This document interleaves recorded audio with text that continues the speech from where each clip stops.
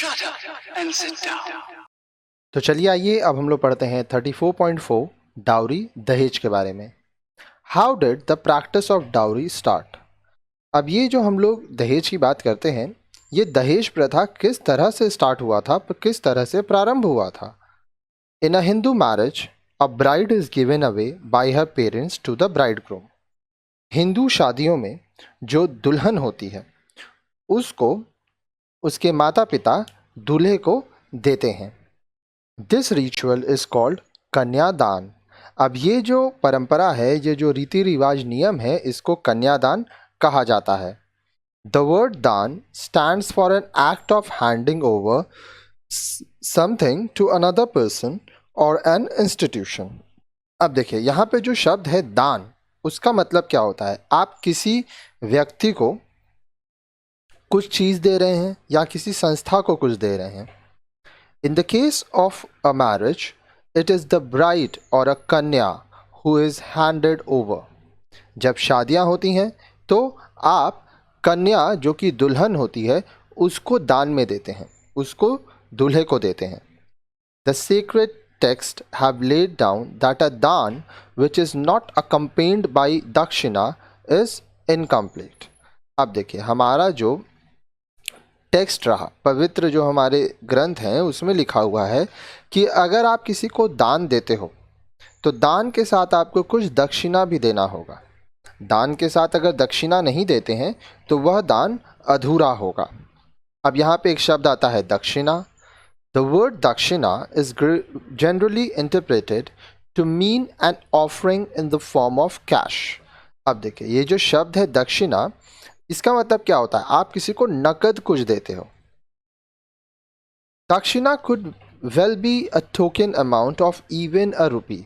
अगर आप किसी को सिर्फ 1 रुपये भी दे रहे हो ना, 1 रुपया भी दे रहे हो, तो वो भी दक्षिणा ही है। It is a mark of honour to receive daan and dakshina. अब देखिए ये गर्व की बात होती है अगर दान दक्षिणा मिल रहा है। At the same time it is viewed to bring religious merit to the one giving a दान। अब देखिए उसी समय जो व्यक्ति दान दे रहा है उसको धार्मिक रूप से बहुत फायदा होता है। Gradually the amount of dakshina came to be used to create marital links with grooms of higher caste and status। अब देखिए फिर क्या हुआ, ये तो दक्षिणा का अमाउंट होगा कि कितना दक्षिणा दिया जाएगा, ये सामने आया, ठीक है। और जो ऊंचे जाति के लड़के हैं, ऊंचे स्टेटस के लड़के हैं, उनसे शादी करने के लिए दक्षिणा बहुत महत्वपूर्ण हो गया। And over some time the practice came to be misused and turned into a demand which is put forward or put forth by a bridegroom for accepting a bride. और देखिए फिर क्या हुआ, वक्त के साथ ये जो दक्षिणा है ना, ये एक मांग के रूप में इस्तेमाल किया गया। लोग इसके गलत इस्तेमाल करने लगे। अब जो दूल्हा है, जो ब्राइड ग्रूम है, वह शादी करने के लिए, जो उनकी बेटी है, जो दुल्हन है, उसको एक्सेप्ट करने के लिए अपनी मांग रखने लगे। Cutting across religions and caste dowry demands increase. अब देखिए जो हमारे धर्म है, जातियां हैं, उसमें जो दहेज का मांग है वो बढ़ता ही चला गया।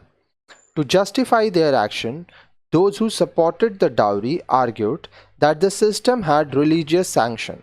अब देखिए, आप ये बोलने के लिए कि हाँ हम जो कर रहे हैं सही है, तो वो लोग जो कि दहेज के समर्थन में थे वो बोले कि ये तो प्रथा है, ये धार्मिक प्रथाएं हैं, ठीक है, ये तो करना ही पड़ता है। This is however not true.